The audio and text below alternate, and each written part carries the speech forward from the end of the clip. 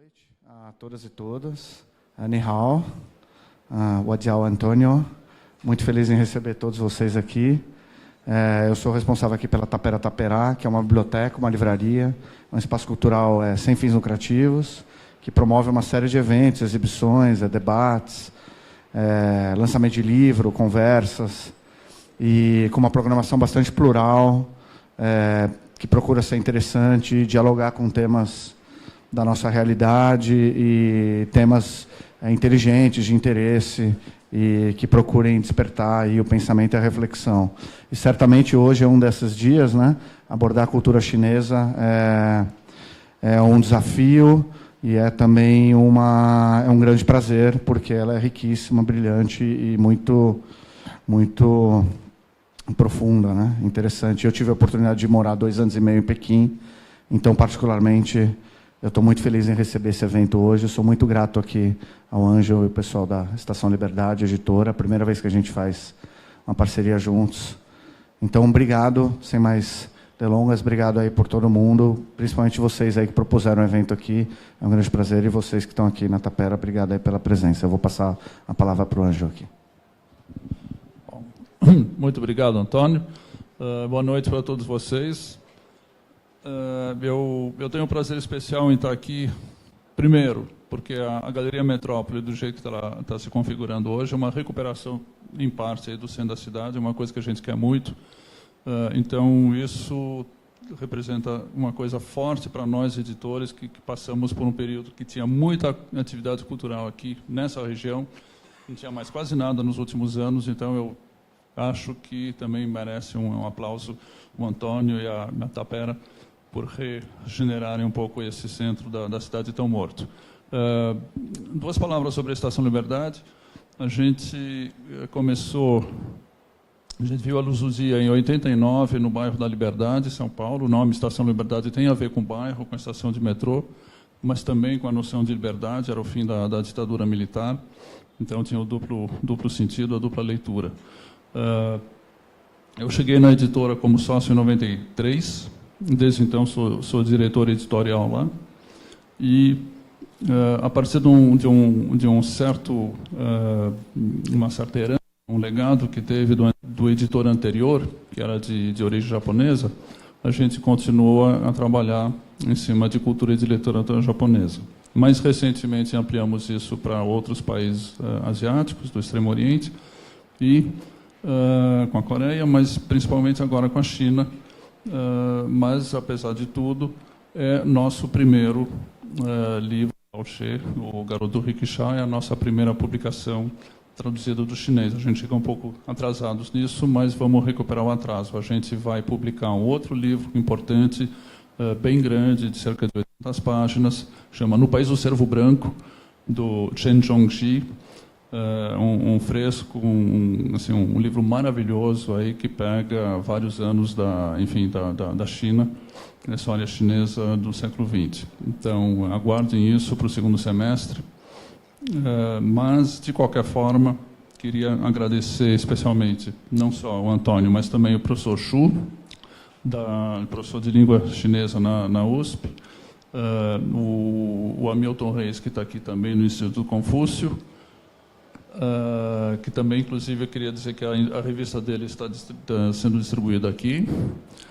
Nossos livros, e além da revista, nossos livros, infelizmente, não estão sendo distribuídos de graça, ao contrário da revista, mas eles estão com bom desconto, e o Garoto do Rickshaw está com 40% de desconto hoje.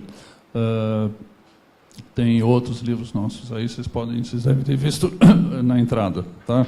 Antes que eu esqueça alguma coisa, vamos ver aqui.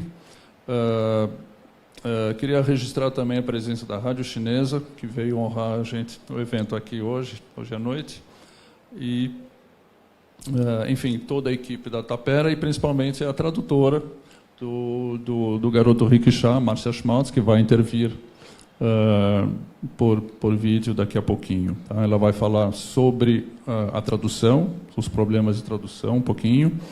Ela está em Porto Alegre, ela teve problemas pessoais, não pôde vir, mas está conosco e está trabalhando também em cima desse outro grande projeto nosso, que é No País do Cervo Branco. Tá?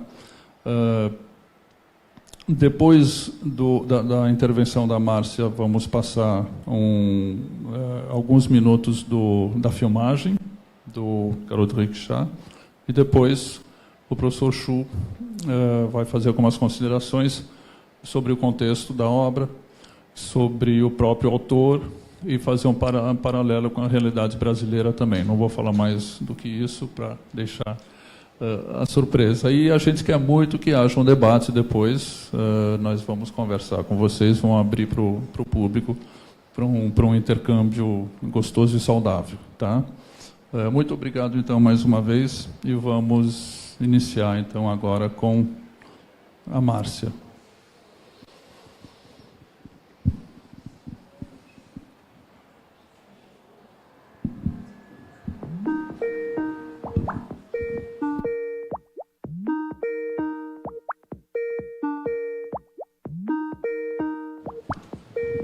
Esqueci de pedir para vocês preencherem as fichas que estão dentro do catálogo.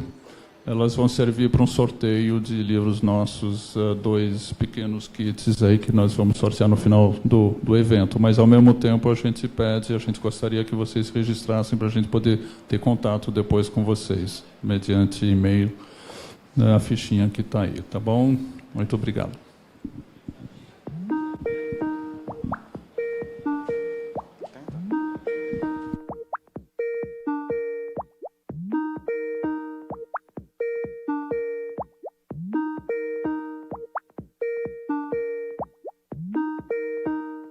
A pessoa para quem você escreveu não pode atender no momento. Por favor, deixe seu recado após o sinal.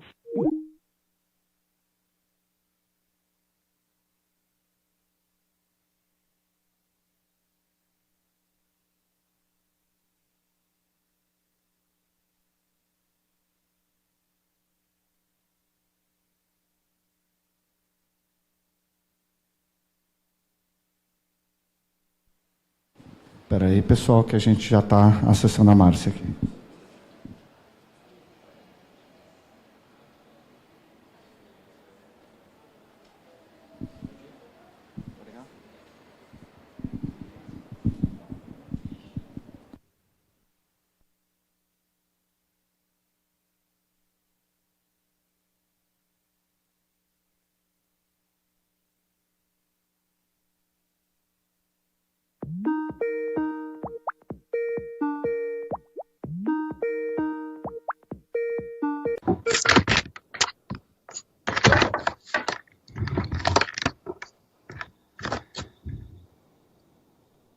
Olá.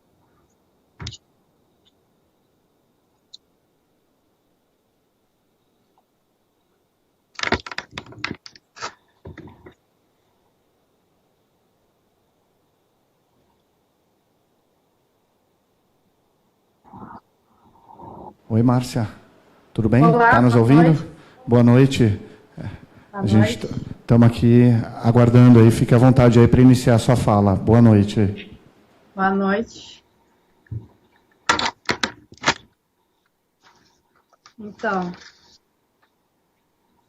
posso começar? Sim, fique à vontade. Tá. Pode começar. Então, muito obrigada pelo convite de Tapera, Taperá.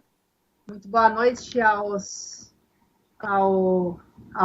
Angel, o Gabriel e aos demais público participante. Então, hoje vamos conversar um pouquinho sobre Lao Shan. Eu, particularmente, vou falar um pouquinho sobre, apresentar um pouquinho sobre Lao Shan, um pouco da sua biografia e sobre o processo de tradução, né, numa breve fala. Bom, qual a importância, então, de conhecer o Lao Shan, né, dentro do contexto, né, do Garoto do Rickshaw, que você já deve ter lido ou deve ter ouvido falar, e que aqui eu vou tentar instigar a vontade de vocês lerem esse livro. Para aqueles que querem conhecer um pouco da China, ou para todo aquele leitor que quer conhecer a China, principalmente do século XX início do século XX, das 15 primeiras décadas, é importantíssimo que conheça Lao Tse, especialmente o Garoto sobre Rickshaw. Do mesmo modo, quando se fala que para conhecer literatura inglesa ou realismo inglês, se saiba do Charles Dickens, né, ou sobre a literatura norte-americana do início do século, o D.H. Lawrence. Né, então, é nesse nível de importância, né, para conhecer um pouco da realidade chinesa, principalmente um pouco antes da Revolução, um pouco antes da libertação da China, ou da Revolução, ou antes de 1949, e a gente pode aprender muito sobre a China lendo Lao Tse. Principalmente, se a gente pensar o Lao Tse, que uma das suas características é dele ser um escritor urbano, né? Um pouco diferente da literatura que nós estamos mais habituados a ter contato nesses últimos 20 anos, que se caracteriza-se mais por uma literatura campesina, uma literatura agrícola, a qual fala essa literatura agrícola, essa literatura campesina ou camponesa que trata das questões rurais. Lao Tse não.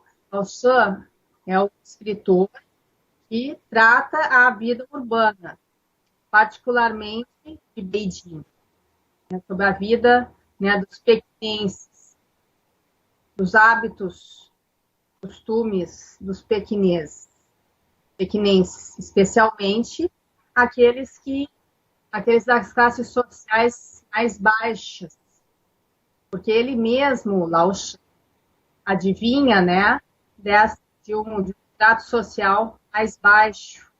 Lao Tse, que nasceu em 1899, ele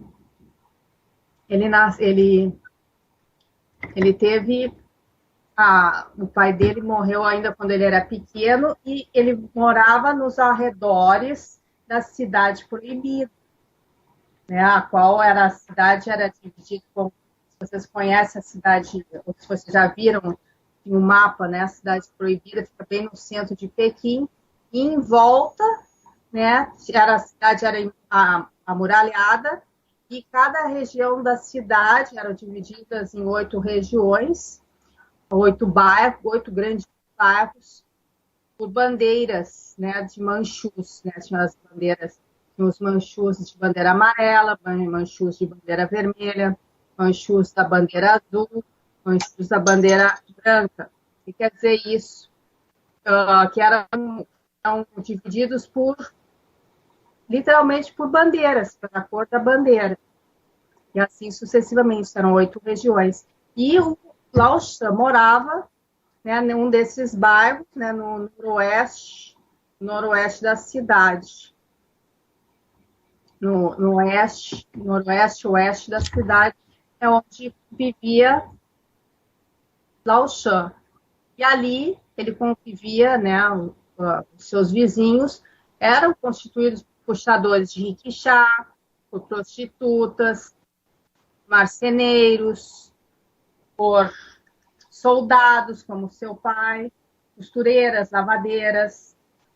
Então, a partir disso, isso vai servir como substrato, né, para a literatura de Lao Tse, para ele descrever, ele vai utilizar, né, para a construção de seus personagens, né, de uma maneira muito vivaz.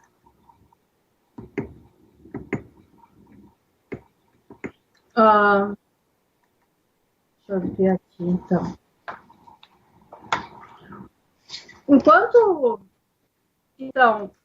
A partir da leitura de Lao Tse, ou particularmente do Garoto de Rickshaw, né, você pode ter, né, o leitor, né, tem uma dimensão, o leitor principalmente, não apenas o ocidental, mas também o chinês médio, de conhecer um pouco sobre a vida e os costumes e o linguajar, né, de Pequim, porque apesar dos pequineses a língua comum, o mandarim, ser baseado na língua do norte, ter muito substrato, embasamento no linguajar, na língua falada em Pequim, ou no norte. No interior de Pequim, né, se você for mais para a periferia, ou, enfim, nos setores mais populares de Pequim, vai perceber que tem um sotaque, um dialeto bem local, né, de pequinês, né? Então, a partir da leitura, né, de Garotos de Riquixá e outros livros, também é possível de aprender muito sobre esse linguajar, os hábitos, os costumes, né, de Pequim. Bom, afora isso, né, enfim, Lao Shan, né, Lao Shan, ele gostaria toda a vida, o maior sonho de vida dele, já a partir da sua idade mais adulta, ele queria ser escritor de tempo integral. Porém, ele teve bastante dificuldade para se tornar escritor, tendo em vista da sua condição social. Então, uma grande parte, né, no início da sua carreira, ele era professor e escritor, ele não conseguia se dedicar integralmente à tarefa de escritor. Isso só foi possível depois que ele voltou nos Estados Unidos, que ele conseguiu, e também a partir do lançamento do Garotos de Riquixá, que ele conseguiu se tornar um escritor, conseguiu firmar seu lugar e assim se dedicar integralmente como escritor. Eu acho que por enquanto é isso. Vou deixar em aberto para as pessoas perguntarem se tem alguma dúvida, ou, enfim, para a gente fazer um bate-papo, ou interagir um pouco mais. Gabriel. Oi. Estão pedindo aqui para você, se você poderia comentar um pouquinho sobre a tradução da obra, como foi... Pois então, a questão mais difícil, mais desafiadora na tradução de Lao Shan é essa linguagem dialetal, né, esse linguajar dialetal dele, sim, e principalmente como transpor isso para o português. Eu fiquei de início em dúvida se eu deveria, ou se eu poderia transpor, né, essa linguagem regional de Pequim, de certa forma, para alguma linguagem regional do Brasil, né? Que no Brasil também temos variações dialetais não tão díspares como na China, né? Mas também com sotaque regional. Mas me pareceu quase impossível de fazer isso. Então, essa foi a primeira dificuldade. Depois, a questão da transposição, se iria para dialeto brasileiro ou não, né? Eu decidi escrever no português padrão brasileiro. Outra questão, então, aí dentro dessa linguajar dialetal tinha muitas falas ou formas de falar as coisas que também é muito peculiar de Pequim, ou muito dos setores populares do estado, dessa certificação, desse estado social mais humilde, a qual eu não tinha muito acesso. Mas isso consegui transpor através da leitura de artigos, né, que explicam a obra, né, capítulos de livros que explicam a obra, eu consegui sanar essa dúvida.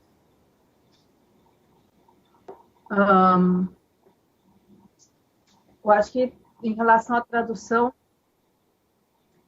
basicamente é isso. Eu poderia dizer sobre a questão do estilo literário, né? Como transpor esse estilo irônico, esse estilo satírico, irônico de Lao She para o português também nem sempre foi fácil, né? Conseguir transportar essa ironia para algo equivalente ao português. Espero que eu tenha conseguido. Isso vai depender depois da avaliação dos leitores. Márcia, muito obrigado. A gente precisa agora, infelizmente, cortar a ligação e seguir com o vídeo. Mas muito obrigado. Obrigada. Entra no Facebook para ver. Tá bom. Márcia, na página da Tapera no Facebook. Tá bom, obrigada. Tchau.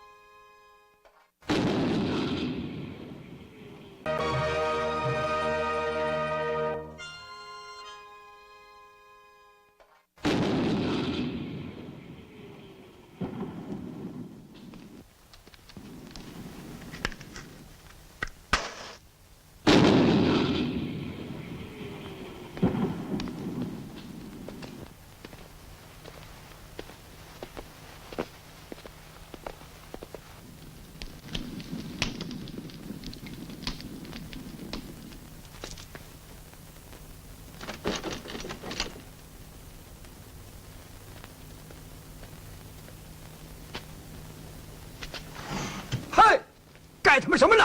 我心疼我的车。他妈的，上上去，听见没有？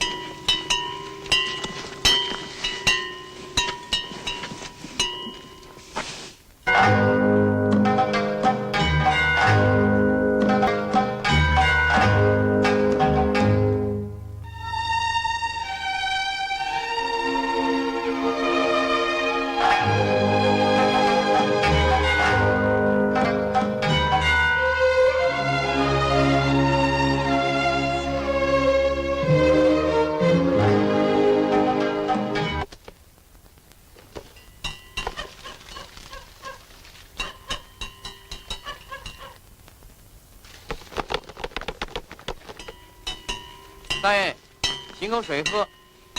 行，哎，你喝吧。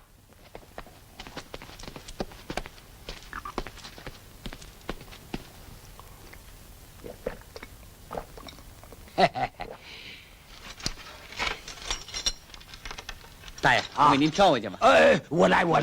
哎，这怎么能让你？那你慢一点啊。往这边走啊！哎，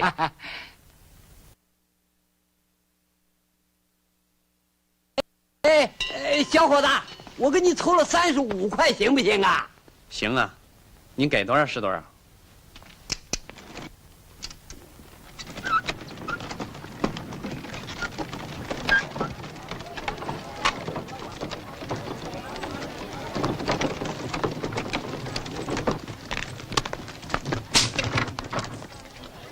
您买点什么？给挑一声。您瞧这个，喝茶吧您。多少钱？1块。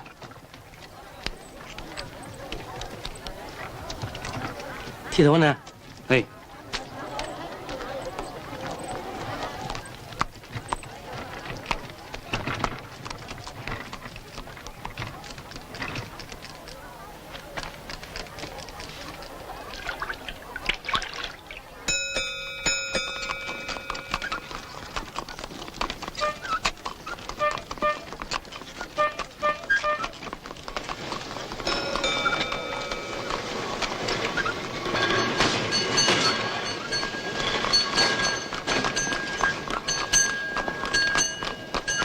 哎，祥子，哎，有阵子没见了。好啊，好，回见，回见。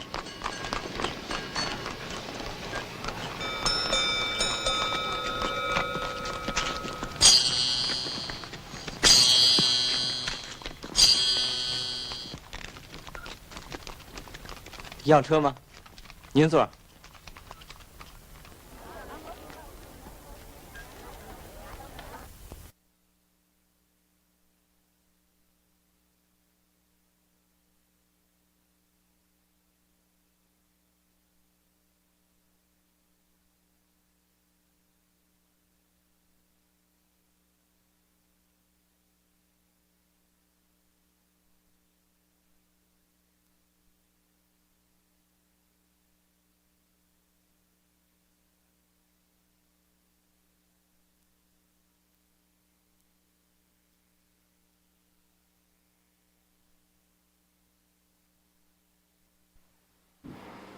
Bom, esse trecho é bem da abertura do filme.